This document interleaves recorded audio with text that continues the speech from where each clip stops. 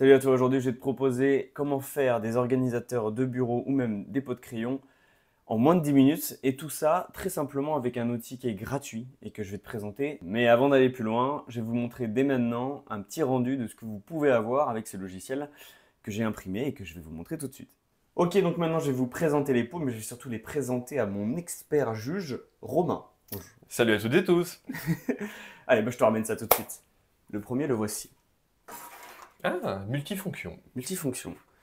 Alors, c'est un peu de crayon multifonction, mais j'en ai beaucoup qui vont être multifonctions.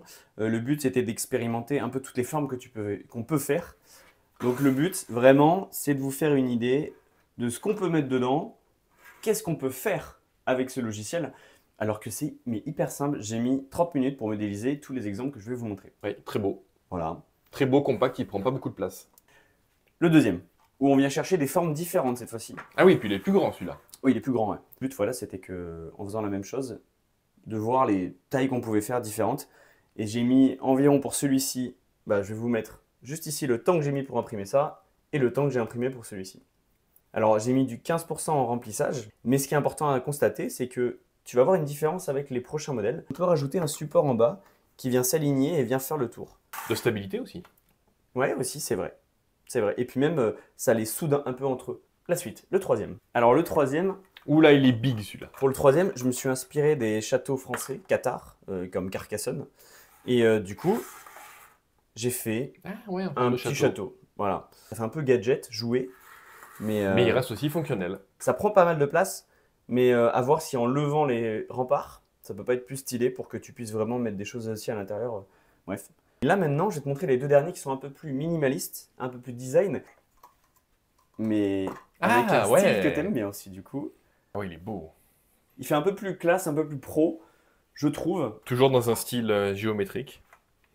C'est ça. Ouais, en fait, là, c'est simplement en fait, des formes que j'ai répliquées et que j'ai utilisé des fonctions qui sont dans le logiciel que je vais vous expliquer juste après.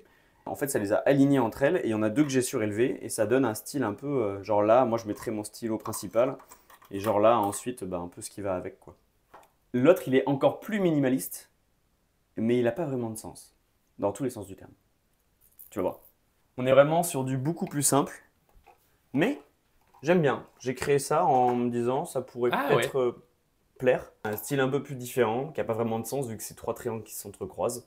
Ça fait un truc au Ouais, milieu. mais c'est Et sympa. si ça vous intéresse de faire donc du coup des pots de crayon, mais très rapidement, et via l'application que je vais vous montrer, eh bien c'est très simple. Je vais vous montrer ça juste après, avec un petit tuto. Allez, c'est parti.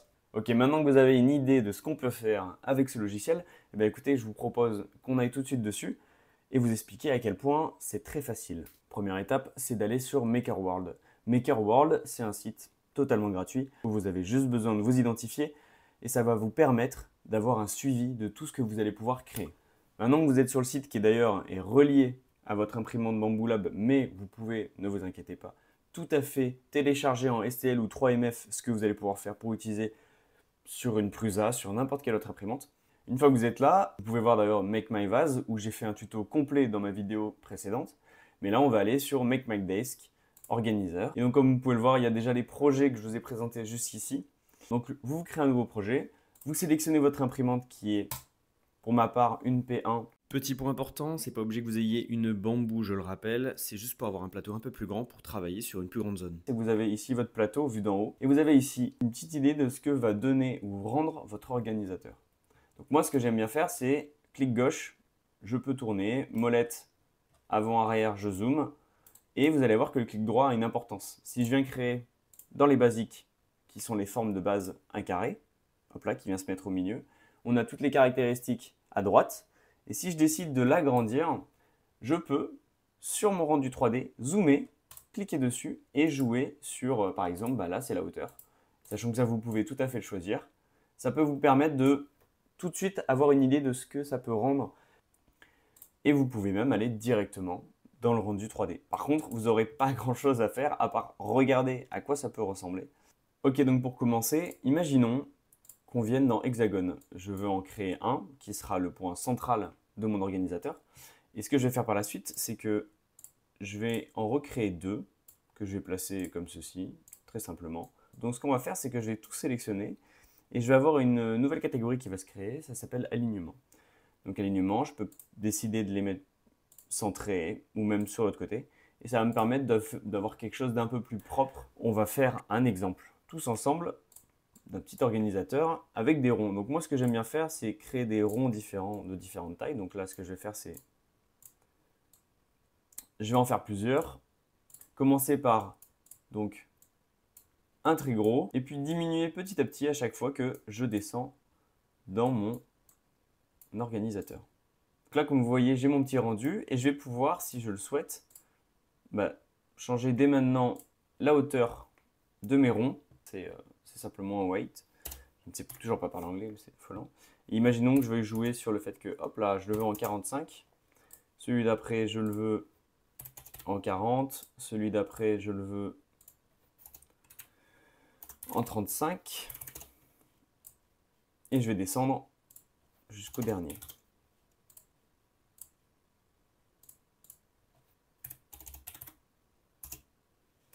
Donc là déjà, hop, on a un petit organisateur, surtout porte-crayon. Attention, petit point important, il ne faut surtout pas que vous ayez des formes qui se rentrent dedans.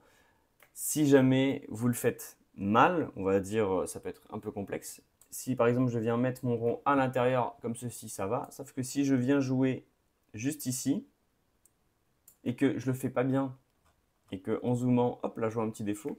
Si je vais dans mon visualisateur, vous le voyez tout de suite ici, c'est pas très propre quoi. Ce que j'aime bien faire, c'est ça. Je viens faire un petit espace et je vais vous expliquer pourquoi il faut quand même qu'il y ait un contact ou alors que vous vous en rapprochez le plus possible. Par exemple, là, je vais créer un espace et vous allez me dire, c'est bien, mais en fait, ça va être des parties indépendantes les unes des autres. Bah, totalement, en fait. Et c'est pour ça qu'on va pouvoir jouer sur la plateforme. Et la plateforme, on va voir ça juste après.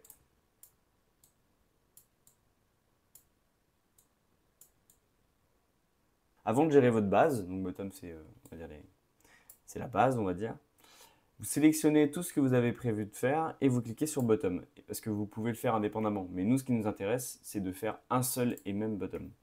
Donc soit on choisit la outline, donc en fait ça va être simplement des trous qui sont à l'intérieur de votre cercle, au fond, en bas, comme vous avez pu le voir, mais comme vous le voyez en dessous, hop, on a des petits trous.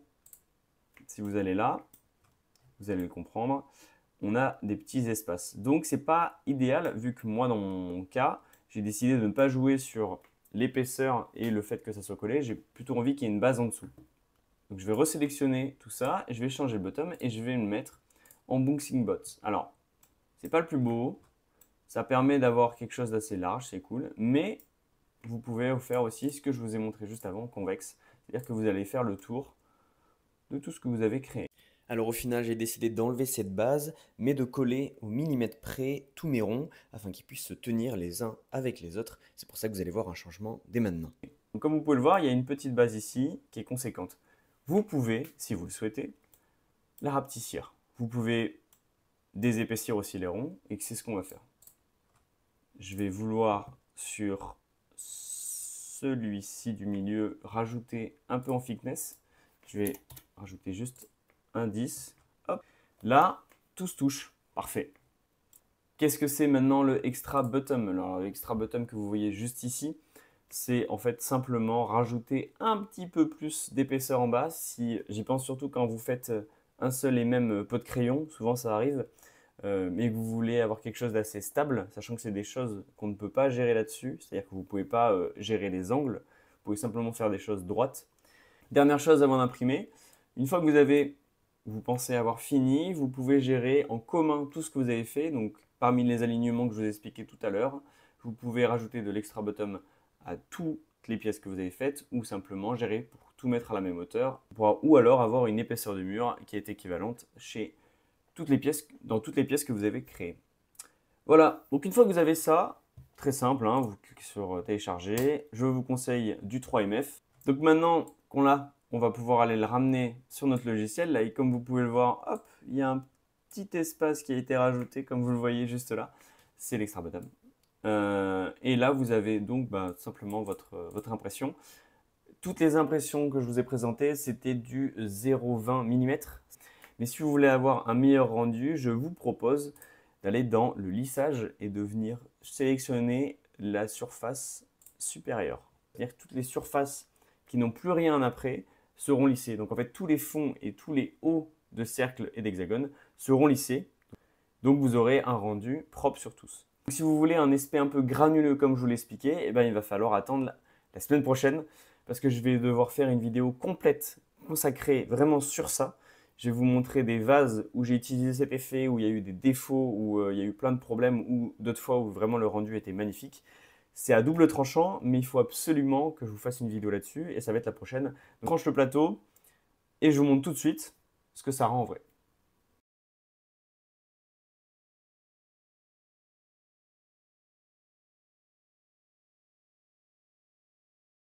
Bon les amis, j'espère en tout cas que ça vous a plu, cette vidéo très courte, très simple. Si jamais vous ne connaissiez pas, eh ben, tant mieux pour vous, vous allez pouvoir faire des organisateurs très facilement. Ce que je vous propose pour la prochaine vidéo, ça va être de enfin vous expliquer cet aspect un peu granuleux que j'ai certaines fois sur des impressions qui peut varier, qui peut tout simplement proposer un style totalement différent à vos impressions 3D. Et ce que je vais faire, voilà, c'est une vidéo un peu plus dans le détail, pour ensuite repasser sur mon armure que je vais pouvoir enfin faire vu que je suis enfin au chômage. Voilà, et donc du coup, je vais avoir du temps et je vais enfin pouvoir me consacrer à 100% à cette chaîne YouTube parce que j'ai bien envie de vous proposer des choses intéressantes. Il y a beaucoup de choses que j'ai envie de vous dire, beaucoup de choses que j'ai envie de vous faire apprendre et de démocratiser par rapport à l'impression 3D. Voilà, c'est quelque chose que j'aime beaucoup, que j'utilise depuis maintenant 6 ans et j'utilisais pour le fun au début. J'ai plus envie maintenant de créer quelque chose vraiment de divertissant, mais aussi en lien avec l'écologie, en lien avec en quoi ça peut être utile l'impression 3D pour des gens comme vous, ou des gens comme moi, ou des gens qui ne connaissent pas du tout ça, et qui, je pense, à long terme, peuvent enfin adopter l'impression 3D si c'est amené à être vraiment très grand public. Parce que j'estime que c'est plus intéressant d'imprimer un marque-page que vous faites vous-même juste comme ça, qui vous coûte 10 centimes même pas, plutôt que d'aller en acheter un en Chine, qu'il y ait plein de déplacements pour que vous l'ayez chez vous et qu'au final, il n'y ait peut-être même pas la couleur que vous vouliez.